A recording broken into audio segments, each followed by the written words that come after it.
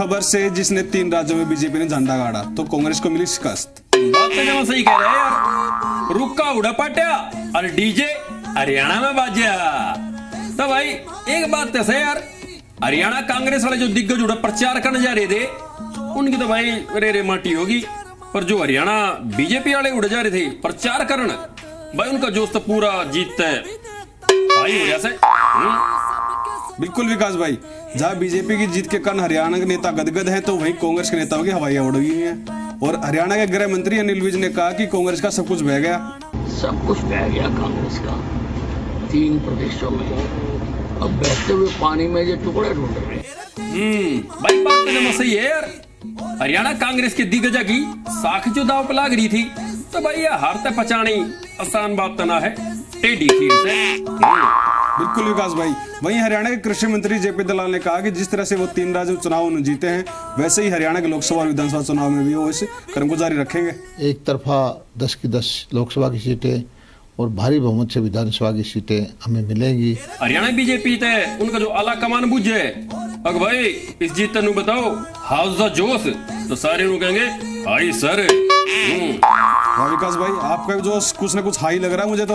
अरे हाई क्यों ना होगा ब्रो, देसी नूने की चूरमा और बाजरे की रोटी तो खाऊं सो। अच्छी बात है विकास भाई। वहीं जो बीजेपी के नेता हैं सुनीता दुग्गल, उन्होंने कहा कि कांग्रेस को चुनाव से पहले घमंड था और इस चुनाव के परिणाम जो आए उसके कारण कांग्रेस का घमंड टूट गया है। साथ ही उन्होंने आपके बारे में कहा कि इनके तो नोटा से भी कम वोट आए हैं। कांग्रेस का तो हश्र आप देख ही रहे हैं, उनका घमंड जो है वो 7वें आसमान पर पहुंच जाता है। आम आदमी पार्टी का आप लोगों ने हश्र देख लिया है कि किस तरह से जो नोटा है उससे भी कम वोट मिले हैं। बात तो जमा सही कहने लग रहे हैं यार। मतलब ऐसा औखा काम हो रहा था अगर भाई लागे नहीं था कि भाई बीजेपी गिल्ला की कांग्रेस का मुकाबला से आम आदमी पार्टी और जेजेपी वाले तक कई वजह से लागे थे, अगर भाई इनका मुकाबला उन गिल्ला नहीं, इनका मुकाबला था नोटा गिल्ला चल रहा है। वहीं भिवानी महेंद्रगढ़ से सांसद चौधरी धर्मवीर सिंह का कहना है कि जिस तरह से बीजेपी ने इन 3 राज्यों में चुनाव जीते हैं वह उस तरह से उनका जो रणभूमि का रथ है ये लगातार जारी रहेगा और प्रधानमंत्री नरेंद्र मोदी लोगों के सबसे प्रिय नेता हैं। देश से भी इनके बचा हुआ कोई समर्थक आए तो भी मोदी जी का रथ नहीं रुकने वाला। पिछली जो सीट आई थी उससे कहीं ज्यादा सीटें लोकसभा में भारतीय जनता पार्टी को मिलेंगी। भाई जीत तो कुछ ला गया तो ईसाई है, पर इस जीत के बाद उन 3 स्टेट में हुई जीत बीजेपी की, हरियाणा बीजेपी वाले भी पूरे जीत तक गदगद से पूरे जोश तो लबरेज। वहीं हरियाणा के पूर्व सीएम भूपेंद्र सिंह हुड्डा का कहना है कि जिस तरह से जो कांग्रेस का वोट बैंक बढ़ा है वो कांग्रेस के लिए अच्छी बात है। और राजस्थान में हरियाणा की जो सीमा है उससे लगते 34 में से 29 जगहों पर कांग्रेस ने जीत हासिल की है और ये आने वाले चुनाव के लिए बहुत अच्छा रहेगा। और उन्होंने साथ ही बीजेपी के 80 पार वाले नारे पर भी तंज कसा है। हरियाणा के साथ जितनी बेल्ट लगती है राजस्थान की वहाँ कांग्रेस की जीत हुई है। पिछली बार 75 का दिया था, 40 आए, 80 पार और घट जाएंगी। 80 को 4 से डिवाइड कर दे।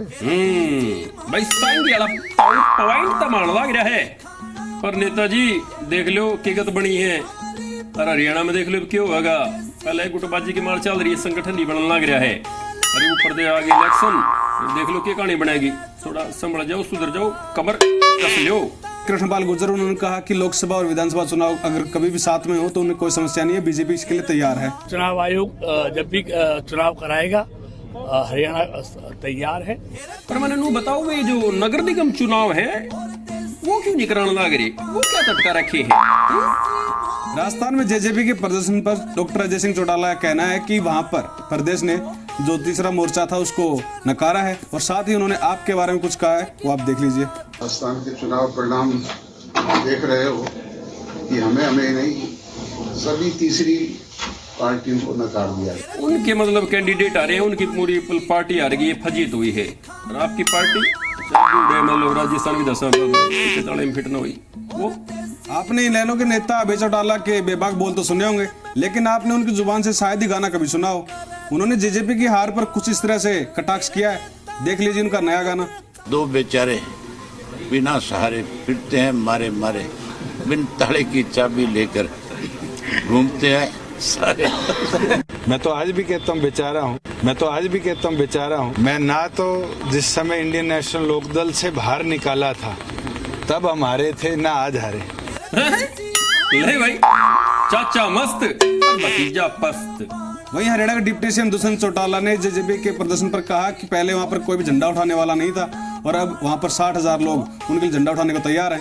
साथ ही उन्होंने कहा कि जो ये राजस्थान में चुनाव हारी है कांग्रेस, इन्होंने कांग्रेस को और ये जो हुड्डा ग्रुप है इनको आईना दिखाने का काम भी किया है। और आईना ये है कि एक राज्य में भूपेंद्र हुड्डा इंचार्ज थे, एक में रणदीप सुरजेवाला इंचार्ज थे, एक में कुमारी शैलजा इंचार्ज थे। मुझे लगता है ये एसआर के भी जो था इसको जनता ने आईना दिखा दिया। जेजेपी ये वो करी थी अगर इसको यमुना पार करो और ये कहते 75 पार, एक दूसरे को कह रहे थे, स्वार्थ में बन गए यार। बाबू बेटों को और कुछ तो दिखता नहीं, जेजेपी दिखती है। ले भाई, राजस्थान के चुनावों में ना हाथ की बनी बात और ना चाबी ना पकड़ा की में साथ भाई होगी फजीयत। पर एक बात है, एक दूसरे पर आरोप मंडल ना करे, थम हार गए हैं। पर एक बात बताऊं तो नहीं यार, दूसरे के दोस्त गिराते अपने दोस्त कभी दूर नहीं होया कर दे।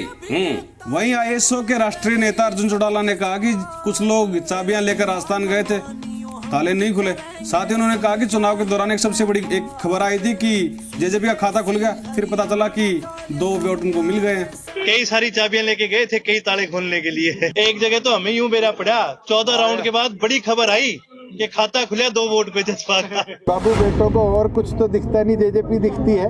ले भाई, इन्हें वाले बाबू बेटा था दो का पाछे पड़ लिए, अगले चाव भी नहीं थे बाटे देखने लग रहे थे, मौके की तलाश में थे और वो मौका मिले गया। चुनाव मार में मतलब चाबी चाली रही और इन्हें कहने का मौका मिला नहीं। वहीं जेजेपी के जो नेता हैं दिग्विजय सिंह चौटाला, उन्होंने राजस्थान चुनाव परिणाम पर कहा कि उन्होंने अभी एक बीज बोया जिसके परिणाम उन्हें जल्द मिलेंगे। साथ ही उन्होंने लोकसभा और विधानसभा चुनाव एक साथ कराने के बात पर कहा कि वो इसके समर्थन में नहीं है। जननायक जनता पार्टी का बीज बोने गए थे। जजपा कितनी ताकतवर होकर के उभरेगी ये इन सब लोगों के होश उड़ा देगी। जो ये कहते थे कि हम भाजपा को सत्ता से दूर कर देंगे, सबसे पहले भाजपा की गोद में बैठ करके जिन लोगों को सत्ता से बाहर प्रदेश के लोगों ने किया, उनकी सत्ता बनाने का काम किया। बिल्लू भाई साहब ने मलाल तो होएगा, अब भाई भतीजा चाचा की गोदी में उतर के भाई बीजेपी की गोद में जाके बैठ गया, ले मजा। वहीं कुलदीप बिश्नोई ने लोकसभा और विधानसभा चुनाव करवाने के मत पर कहा कि वो उनका व्यक्तिगत एक समझ है कि दोनों चुनाव एक साथ नहीं होने चाहिए क्योंकि इसके कुछ नुकसान भी होते हैं। साथ ही उन्होंने हिसार से चुनाव लड़ने के लिए अपना जो मन था वो जाहिर किया। निसंदेह अगर साथ होता है तो फर्क तो पड़ता ही है इलेक्शन का, लेकिन मैं इकट्ठे कराने के व्यक्तिगत रूप से हक में नहीं हूँ। मेरी दिली इच्छा हिसार से लोकसभा लड़ने की है, बाकी पार्टी जो फैसला करेगी उसका सम्मान करूंगा। भाई जो इलेक्शन नजदीक आओगे ना 2024 के न्यू नेता की इच्छा बाहर आओगी। अब भाई हम भी चुनाव लड़ना चाहे, पर बीजेपी वाला मत एक भाई रूल भी सुना मैंने भाई, एक मतलब परिवार में एक के मानस होगा, परिवारवाद भी नहीं होगा, बाकी तो टाइम बताओगा। 3 राज्यों में कांग्रेस की हार को शायद कांग्रेस पचा नहीं पा रही है और इसका असर देखने को मिला हरियाणा कांग्रेस के जो नेता है किरण चौधरी, उनके ऊपर क्या कुछ कहा उन्होंने जनता को लेकर, वो आप देख लीजिए। जनता को अगर जुमले चाहिए और जो है बहकावा चाहिए तो फिर आओ। हर वर्ग जो है, कौन सा वर्ग ऐसा है जो त्रस्त नहीं है? आरते बौखलाहट तो आवेगी। बाकी भाई ईसा मतलब कुछ टेढ़ा मेढ़ा बयान दिया था अपने सुरजेवाला साहब ने, वो या दो तरह राक्षस शराब और फिर पाछे भाई मुंह लकोना और जवाब देना औखा हो गया था। हरियाणा बीजेपी प्रदेश अध्यक्ष नायब सिंह सैनी ने कुछ दिन पहले कहा था कि हरियाणा में बीजेपी 80 पार जाएगी। इसके ऊपर आप सांसद सुशील गुप्ता ने कटाक्ष करते हुए कहा कि बीजेपी अगर 2 अंकों में सीट ले जाए तो वही बड़ी बात है। साथ ही उन्होंने हरियाणा की जो लोकसभा और विधानसभा चुनाव उनको साथ होने को लेकर कहा कि बीजेपी वाले तो चाहते यही है कि पीएम के सहारे उनको भी कुछ मिल जाए। खट्टर साहब की इच्छा तो यही है कि उनकी जमानत जब्त होने वाली है, चुनाव एक साथ हो जाए, शायद मोदी जी के नाम पे कुछ मिल जाए। बात तो सही कह रहे हैं यार। क्यों सेना जो उछला करे, सेनापति के दम पे उछला करे। अरे भाई बीजेपी वाले अपने पीएम मोदी के लहर में अपना बेड़ा पार भी हरियाणा में करना चाह रहे हैं। वहीं असम से कांग्रेस विधायक शमशेर गोगिया कहना है कि हरियाणा में जेजेपी की इस बार एक भी सीट नहीं आएगी। तो शायद ये बेचारे अब उनका कोई एमएलए नहीं बनना आगे। ले भाई गोगी साहब ने तो मतलब डिक्लेयर कर दिया पहले, हैं घोषणा कर दी। अगर भाई 2024 में जेजेपी की चाबी को न चले, राजस्थान में न चली, ये हरियाणा में भी न चले। वहीं हरियाणा कांग्रेस के एक और बड़े नेता हैं जेपी, उन्होंने 3 राज्यों के जो चुनाव परिणाम थे कांग्रेस के विरुद्ध आने के बाद कहा कि वहां के चुनाव परिणामों का असर हरियाणा में देखने को नहीं मिलेगा। साथ ही उन्होंने कहा कि जो ये है आप पार्टी है और जेजेपी है, इन लोगों की पोल खुलकर सबके सामने आ गई है। 80 पार क्या बचेंगे, फिर 10 पे रह जाएंगे, बाकी कांग्रेस जीतेगी। जेजेपी का भविष्य भी रह रहा है तेरे ख्याल में? यार मेरी एक बात समझ में नहीं आती, तो लूंगा भाई जो राजस्थान और हरियाणा के जो नजदीक लागे हैं, जो भी जिले उड़े हमारी जीत हुई है, तो उन चुनाव का असर हरियाणा में पड़ेगा हैं? और मतलब ये अपना जेपी साहब कहेगा कि भाई कोई असर नहीं पड़े, मतलब कोई नेता का असर पड़ेगा कोई नहीं, मतलब कंफ्यूज हो रहा हूँ यार, होगा कि पड़ेगा कि नहीं पड़ेगा। ये तो देखने वाली बात होगी विकास भाई, समय बताएगा कि कितना असर पड़ता है कितना नहीं। वहीं आप नेता अनुराग ढांडा का कहना है कि जो हुड्डा है, कुमारी शैलजा है और रणदीप सुरजेवाला ये कांग्रेस के लिए पनौती साबित हुए हैं। इस चुनाव में देखो ना कौन है पनौती। हरियाणा से भूपेंद्र सिंह हुड्डा जी को ऑब्जर्वर बना के भेजा राजस्थान में, वहां खूब प्रचार किया बाप बेटे ने। हरियाणा से सुरजेवाला जी को प्रभारी बना के भेजा मध्य प्रदेश में। हरियाणा से कुमारी शैलजा जी को प्रभारी बना के भेजा छत्तीसगढ़ में। हरियाणा के 3 कांग्रेस के नेता 3 प्रदेशों में गए, तीनों में लुटिया डुबो के आ गए कांग्रेस पार्टी। फिर आ गए पनौती, कदे पप्पू कदे पनौती है। पर नेताजी की बात बताओ, आम आदमी पार्टी राजस्थान में भी हरी दी है, फिर उड़े पनौती कौन साबित होया? ये तो सोचने वाली बात है विकास।